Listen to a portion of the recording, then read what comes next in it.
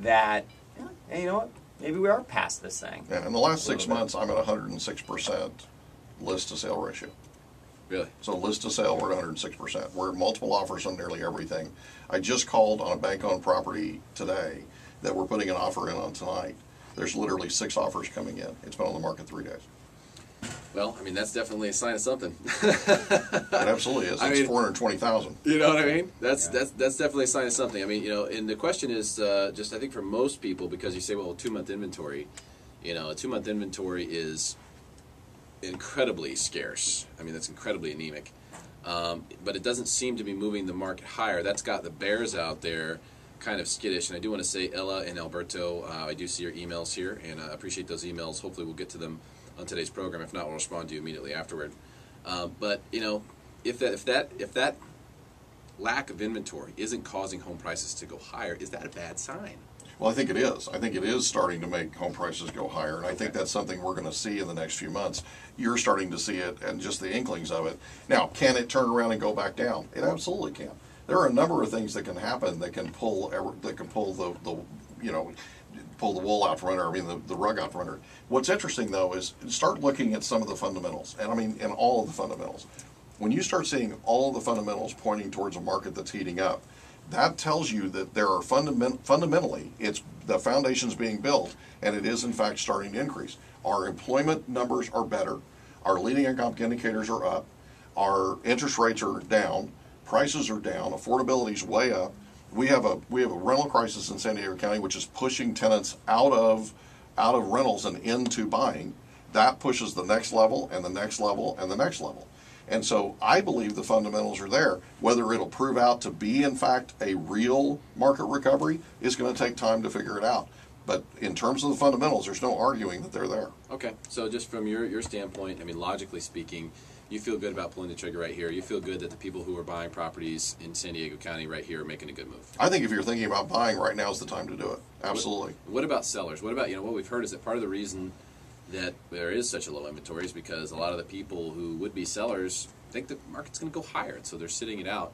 Do you think that sellers should wait here? I'm talking to sellers every day that are sitting it out. They're waiting it out. The sellers that are moving their property are moving it because they're tired of waiting.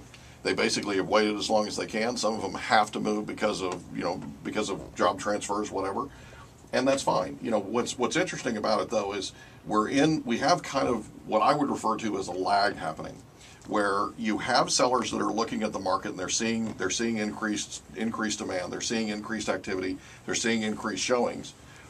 But if you start pricing your house higher, if you start trying to anticipate a price increase before the price increase is actually there, it's going to harm you because you're just going to sit there on the market. And so what I want people to understand is buyers are not in the mode right now where they believe that prices are appreciating. Buyers are in the mode right now where they're going out to get whatever they can get that's the most value to them, quote unquote value, right?